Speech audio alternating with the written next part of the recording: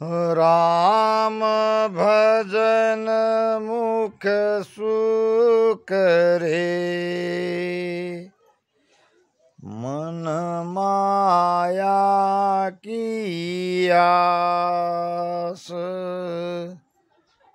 तो राम चरण यूं जानिए, आस जहाँ होय बास। राम भजन मुखसु करे, मन माया की आस। राम राम रटन तो जिब्या से कर रहे हैं, मगर मन में कोई और आशा लिए बैठे हैं।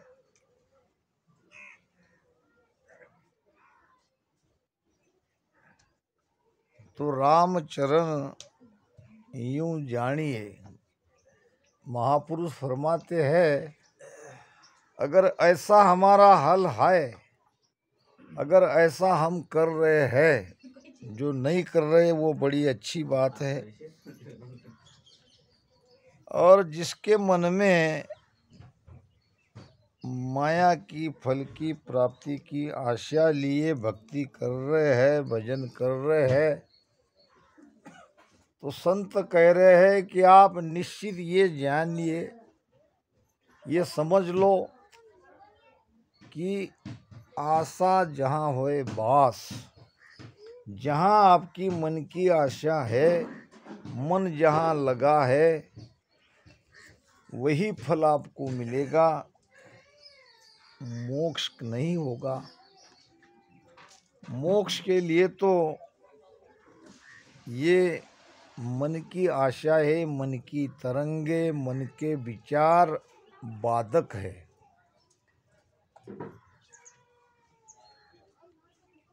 मन को भजन में लगा के रखो। माया तजी तो क्या भया,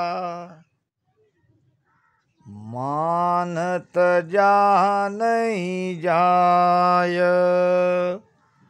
मान बड़े मुनिवर गले, मान सबन को खाय। कोई ऐसे भी भक्त है, माया को तो छोड़ दिया, माया के सुख को भी छोड़ दिया, माया छोड़ के भी अगर मान बढ़ाई की चाहना है, तो ये माया छोड़ा तो क्या छोड़ा, क्योंकि ये मान ही आपको डुबो देगा। मान बड़े मुनिवर गले, बड़े बड़े ऋषि मुनि मान बढ़ाई में ये जहाँ वो जाना चाहते थे वहाँ तक नहीं पहुँचे। मान बड़े मुनिवर गले, मान सबन को खाए। तो मान बढ़ाई की भी चाहना नहीं करनी चाहिए। भजन के समय माया के फल की प्राप्ति के उपाय के बारे में सोचना नहीं चाहिए। मन को बराबर भेद में लगा के रखना चाहिए। ये सब ज्ञान मिलता है सत्संग में। आज की हमारी ये सत्संग मोक्षवासी हमारे हारू बापू की प्रथम मोक्ष तिथि के उपलक्ष्य में ये संगत यहाँ हो रही है। रात में जागरण हुआ और अभी आज उत्सव मनाया जाएगा। दिन सोई है, दिन सोई है, जा सत संगत पाई रे। दिन सोई है, दिन सोई है, जा सतसंगत पाई रे। नर नारी को कारण नाही, जाऊर ऐसी आई रे लो। नर नारी को कारण नाही, जाऊर ऐसी आई रे लो। दिन सोई है, दिन सोई है, ग्रह में रहे साच नर बोले, भजन रात दिन होई रे। ग्रह में रहे साच नर बोले, भजन रात दिन होई रे। आत्म चीन संता को माने, तासम हरन कोई रे लो। आत्म चीन संता को माने, तासम हरन कोई रे लो। दिन सोई है, दिन सोई है, जा सतसंगत पाई रे लो। दिन सोई है, दिन सोई है, तन सो जगत मन सो बैरागी, करे सकल रहे न्यारो रे। तन सो जगत मन सो बैरागी, करे सकल रहे न्यारो रे। अंतर माई अखंड लिव लागी, सोई हरि को प्यारो रे लो। अंतर माई अखंड लिव लागी, सोई हरि को प्यारो रे लो। दिन सोई है, दिन सोई है, जा सतसंगत पाई रे। दिन सोई है, दिन सोई है, ग्रह का त्याग कहाँ घर बन है, फिर पार नहीं कोई रे। ग्रह क्या त्याग कहाँ घर बन है, फिर पार नहीं कोई रे। के सुख राम साची लिव लागी, ताही मुगत नर होई रे लो। के सुख राम साची लिव लागी, ताही मुगत नर होई रे लो। दिन सोई है, दिन सोई है, जा सतसंगत पाई रे। नर नारी को कारण नाही, जाऊर ऐसी आई रे लो। दिन सोई है, दिन सोई है। महाराज ने सत्संग की महिमा में इस भजन में दिन कहा है। ऐसे सभी सत्संगी को, जिनको सत की संगत मिल रही है या जिन्होंने सत की संगत करी है। अब सत क्या है? सत्संगत के बारे में कहा है, सत बाहर नहीं है, सत की व्याख्या है जो कल भी था, आज भी है और कल भी रहेगा, इसे कहते हैं सत। त्रिकाल में जिसका नाश नहीं होता उसे कहते हैं सत, और सत है आत्मा। ये सुसंगत है, ये सतसंगत नहीं है। सत है भीतर में। अब जिसकी सुरती, जिसकी लीव रात दिन अपनी आत्मा में रहती है, भीतर रहती है, संसार में वो भिन्न है। अभी हमारी सुरती, हमारी लीव कुछ देर के लिए, कुछ घंटों के लिए सत के साथ जरूर लगती है, लगती नहीं ऐसी बात नहीं है। मगर जब वहाँ से हम सुरती हटा देते हैं तो वापस हमारी सुरती संसार में आ जाती है, मोह माया में आ जाती है। इसी को अखंड बनाने का नाम है भक्ति करना, इसी को कहते हैं सुमिरन। भक्ति के दो मार्ग हैं, एक है शक्ति का और एक है प्रेम का। शक्ति के मार्ग में कठिनाइयां हैं, बहुत सारी बाधाएं हैं, मगर प्रेम में कोई कठिनाइयां नहीं है, प्रेम में कोई बाधाएं नहीं है।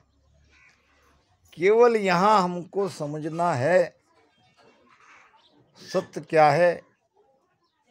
दो पर्याय हमारे पास है, एक को हम जानते हैं और एक के बारे में अनजान है। जिसे जानते हैं वो संसार है, वो जगत है, वो माया है। माया का अर्थ यही होता है जो आज है कल नहीं। ये संसार आज दिख रहा है, कल नहीं रहेगा।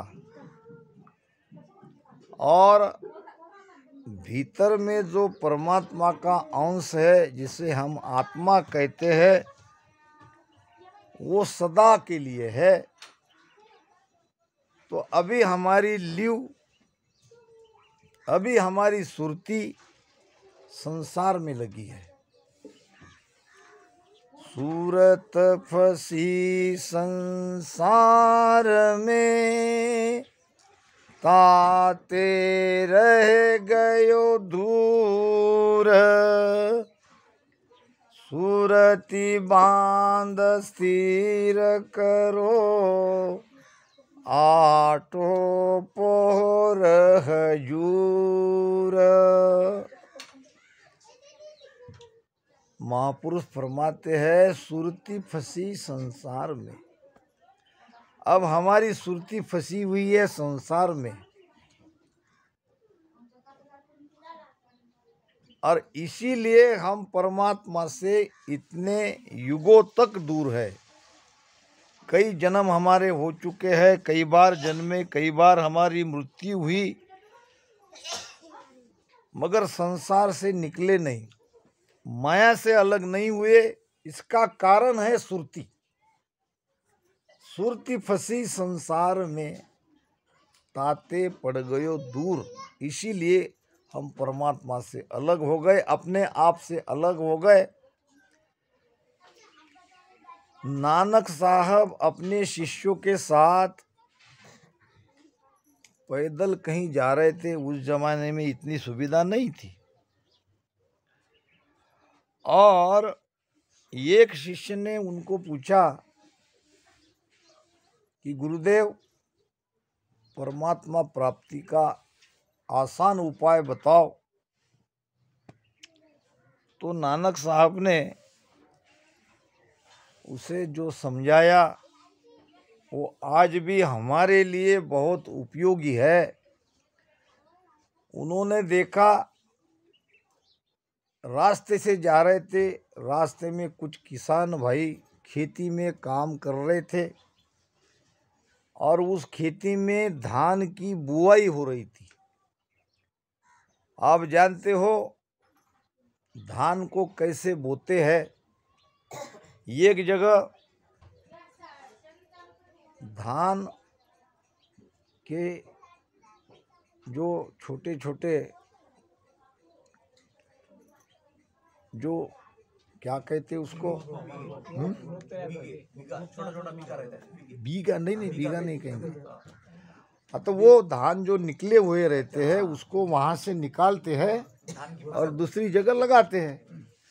तो नानक साहब ने अपने शिष्यों को कहा कि देखो ये किसान क्या कर रहा है। शिष्य कहने लगे वो तो बड़ा सादा सिंपल काम कर रहे हैं, धान की बुआई कर रहे हैं। तो जरा निरख कर देखो धान की बुआई कैसे हो रही है। तो वो वहाँ से उकाड़ रहे हैं और यहाँ लगा रहे हैं। बस यही है परमात्मा प्राप्ति का भेद। आपकी सुरती संसार में फंसी हुई है, उसको भीतर लगाओ, अपने अंदर लगाओ।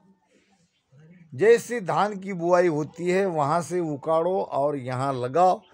सुरती को संसार से निकालो और परमात्मा में लगाओ, भजन में लगाओ। यही एकमात्र उपाय है, और वो भी प्रेम से, स्वेच्छा से, पीड़ से। अंदर में पीड़ नहीं है, मोक्ष में जाने की आपकी इच्छा ही नहीं है तो कोई आपको नहीं ले जा सकता। आप तैयार ही नहीं हो, आपके मन में संसार ही भरा है। आप इन विषयों के सुख को ही सब सुख मान रहे हो, तो कोई भी संत, कोई भी महापुरुष आपको संसार से अलग उस अमर लोक में नहीं ले जा सकते।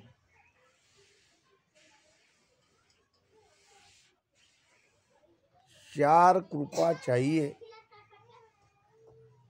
एक तो पहले परम पिता परमात्मा की कृपा चाहिए। उनकी कृपा होगी तो सब कुछ होगा।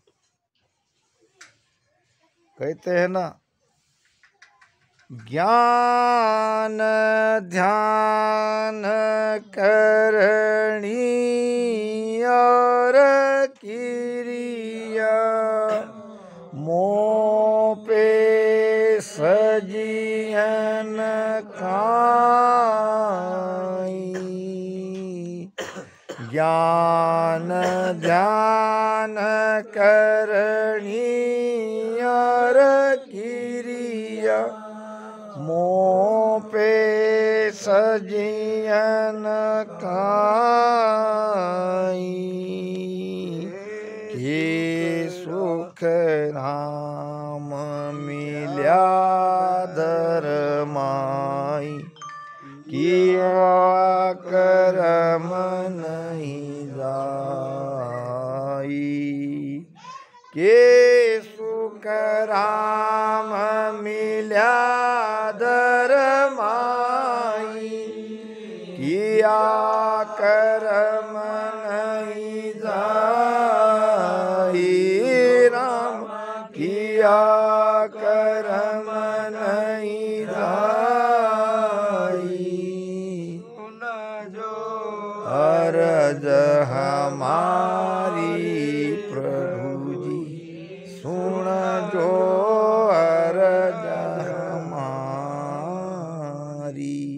जेतन खून गुना सब भगसु, राखो शरण तुम्हारी। राम राखो शरण तुम्हारी। सुन जो अरज हमारी प्रभु जी, सुन जो अरज हमारी। क्या लगाई हमने? अर्जी, प्रार्थना, विनंती परमात्मा को। और हमारी अर्जी परमात्मा ने सुन भी ली। सुन ली कि नहीं? ये हम पर हो गई पहली कृपा। दूसरी कृपा, सदगुरु मिल गए। सदगुरु मिले तो सब विद जाने, मोक काज विद एक न चाहिए। सदगुरु शरण प्रीत कर रहिए। अब सदगुरु भी मिल गई, ये दूसरी कृपा हो गई। अब तीसरी कृपा हो गई, सदगुरु मिले तो वो नाम भी हमें मिल गया। वो राम नाम भी हमको भेद से रटन करने का उपाय सदगुरु ने बता दिया। अब तीन कृपा तो हो गई। ये तीन कृपा फलित तब होगी जब हम स्वयं पर कृपा करेंगे। हमारी तो हम पर कृपा चाहिए, हमारी हम पर कृपा नहीं है तो ये तीन कृपा का लाभ नहीं ले सकोगे। हमारी हम पर कृपा कैसी? हमारे अंदर वो पीड़ चाहिए, हमारे अंदर वो तड़प चाहिए, हमारे अंदर वो प्रेम चाहिए। हमको मोक्ष में जाना है, ये निर्णय पक्का हमको करना है। महाराज कहते हैं, और शरण कोई नहीं चाहिए, आप ही उलट आप में रहिए। अभी तक तो हमने यही सुना कि सदगुरु के शरण में रहो, सदगुरु के शरण में रहो। फिर यहाँ महाराज विशेष बात क्या कर रहे? अब सबका शरणा ले लिया, ज्ञान ध्यान सब हम समझ गए। अब आपको आपकी खोज करनी है, आपको आप में उलटना है, आपकी आप कर कृपा करनी है। परम पद को प्रेम आपको आप ही माई, परम पद को नाम आपको आप जपाई, परम पद सो ध्यान आपको आप ही धारे, परम पद में उलट आपको आप ही तारे। कहाँ है? यहाँ कोई दूसरा है? देने वाले ने सब दे दिया। अब सब करना है आपको, आपको ही आपका ध्यान करना है, आपको ही आपके नाम का जप करना है, आपको ही आपके अंदर उलटना है और आपको ही आपको तारना है। ये है चौथी कृपा। और ये कृपा हमारे हाथ में है, ये किसी और के हाथ में नहीं है। हमको अपना स्वयं का निर्णय करना है कि हम चाहते क्या है। अब भले ही हम ऊपर ऊपर मोक्ष प्राप्ति करना चाहते हैं, मगर भीतर में हमारी आशा क्या है? राम नाम मुखसु भजे मन माया की आस, तो रामचरण ये जानिए जहां आशा तहां बास। ये तो बिल्कुल तय मानो कि आपकी जहां आशा है, जहां आपकी सुरती लगी है, आप वही जाओगे। तो धन्य संसार में वो है जिनकी सुरती भीतर के सत में, भीतर के नयनचर के साथ लगी हुई है। अब वो स्त्री रहो पुरुष रहो, इसमें कोई कारण नहीं। ग्रह में रहे साच नर बोले, ये प्रेम भक्ति के उपाय बता रहे महाराज। हम आप सभी गृहस्थी है और गृहस्थी भी मोक्ष का अधिकारी बन सकता है। अब उसको करना ये पड़ेगा, सत्य का साथ लेना पड़ेगा, सत्य का आधार लेना पड़ेगा, झूठ को त्यागना पड़ेगा। ग्रह में रहे साच नर बोले, सत्य बोलो, क्योंकि सायब तो सुखराम कहे साच बेण में होए। क्या कह रहे महाराज? सिर जावे तो जान दे, झूठ न बोलो कोई, सायब तो सुखराम कहे साच बेण में होय राम जी, साच बेण में होय। गृहस्थी में आप सत्य बोल के परमात्मा का सुमिरन करके मोक्ष में जा सकते हो। सत्य को छोड़ो मत, सत्य रहो और सत्य बोलो, आचरण भी सत्य रखो। एक व्यक्ति को झूठ बोलने की बड़ी आदत थी। वैसे वो तो गाय चराने का काम करता था और लोगों को झूठ बोलकर फंसाने की आदत थी। और एक दिन यही उसका स्वभाव उसको ले डूबा। वो करता क्या था, गाय जब खिला के उसको बिठाता था तो एक पेड़ पे चढ़ जाता और इधर उधर देखता कि लोग है। जब उसको दिखता कि कुछ लोग है तो वो जोर जोर से चिल्लाता, अरे बाप रे मर गया, शेर आया, अरे बाप रे मर गया, शेर आया। अब लोग आते भागते, क्या पता जंगल में जाता है रोज, शेर आ गया होगा, चलो उसको बचा ले। जब लोग आ जाते तो वो हंसने लगता, कैसा बनाया। ऐसे कुछ दिन बाद और उसके मन में ये इच्छा होती कि चलो एक बार और नाटक कर ले। और चिल्लाता, लोग आते थे और चले जाते थे। और एक दिन सच में शेर आ गया और वो सच में चिल्लाया, अरे भागो शेर आया। अब लोग सब देख रहे थे। अब ये हमेशा ऐसे ही हमको कहता है और हंसी मजाक करता है, चलो अब जाएंगे नहीं, और कोई आए नहीं और शेर उसको खा गया। बेमतलब का झूठ बोलने से उसकी जान चली गई। तो संसार में जहाँ तक बनता है, छोटी छोटी बात को झूठ का आधार मत लो। बात अलग है, अब आपके पास पैसा है और किसी को आप उधार दे रहे हो और वो वापस लाके दे ही नहीं रहा है, फिर भी आप सत्यवादी रहो, ये नहीं जमेगा। वो तो व्यवहार है। व्यवहार में तो अगला जैसा है उसके साथ वैसा रखना पड़ेगा। नहीं तो यहाँ पे सत्संग में कहा है, सच बोलो कि भाई तुम्हारे पास पैसा है, हाँ है, दो, पहले दिए नहीं और दे जा रहे हो, इससे काम नहीं होगा। कभी कभी झूठ भी बोलना पड़ता है। हमारे संत सेवादास महाराज ने भी झूठ बोला था। वो जब बोला है, जब किसी की जान बचानी है।